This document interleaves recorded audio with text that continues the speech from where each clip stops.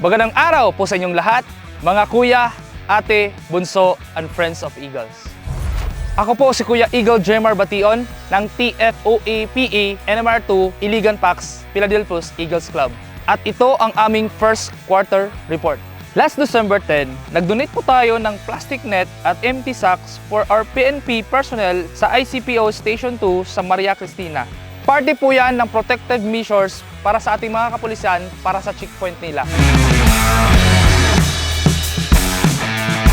Iligan, Pax, Philadelphia, Eagles Club. Thank you for the support. Salamat po ICPO Station 2 sa certificate. Sabayan niyo ako at puntahan natin ang Barangay Abuno.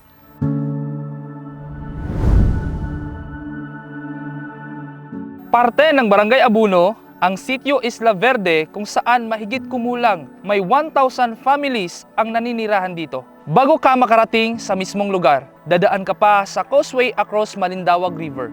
Pero kapag dumating ang malakas na ulan, aapaw ang tubig at hindi ka na pwedeng makakatawid dito.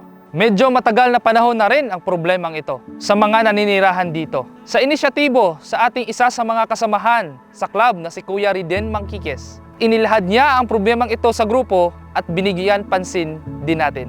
Bilang sagot sa problema sa nasabing lugar, ginawan ito ng proyekto na Proposed Alternate Road Project from Sitio Panuliran to Sitio Isla Verde. Maraming stakeholders din ang nagtulong-tulong dito, katulad ng City Engineer's Office, headed by Engineer Tata Actub, 503rd Combat Engineer Battalion, Office of the City Councilor Marlene Yang, Agos River Eagles Club, and Barangay Abuno Council. At syempre, ang club natin, Iligan Pax Philadelphia Eagles Club, at marami pang iba. Nag-ambag-ambag tayo ng pera sa club at na-turn over na po natin ang pera para sa project na iyon with Barangay Abuno, Barangay Captain na si Kuya Eagle Edward Laranyo, na worth of 35,000 pesos.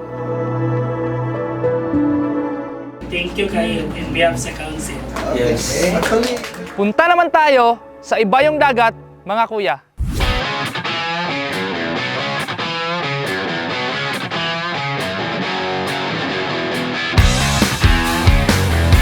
Nagkaroon tayo ng mangrove tree planting for sustainability last February 17, 2024 sa Bayog Island, Iligan City. Kasama natin ang mga kapulisan ng ICPO Station 1.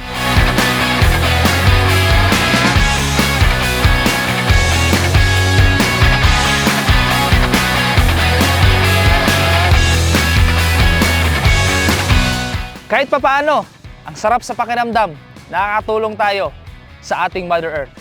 At ang last but not the least, ang malagim na pangyayari ng landslide sa Davao de Oro. Nagkaroon ng landslide sa Davao de Oro noong first week ng Pebrero at maraming buhay ang nasawi sa nasabing trahedya. Bilang isang agila, nagbigay tayo ng kaunting tulong para sa mga kababayan natin doon sa Davao. Nag-ambag-ambag na naman tayo ng pera at ito turn over natin sa region through Regional Treasurer Kuya Yul Ritota. Nakalikom tayo ng 6,900 pesos.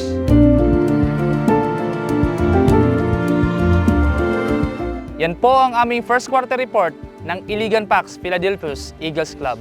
Ito po si Kuya Eagle Jemar Bation ang nagsasabing hindi kompetisyon o karera ang pagtulong sa kapwa. Malaki man o maliit, ang importante ay taos puso mong ibibigay ang iyong tulong para sa kapwa. Dahil May pusong agila ako. May pusong agila ako. may pusong agila ako. may pusong agila tayo. Hanggang sa muli, mabuhay ang IPEC, mabuhay ang Northern Mindanao Region 2. Mabuhay ang agila. Our lives to keep, our liberty.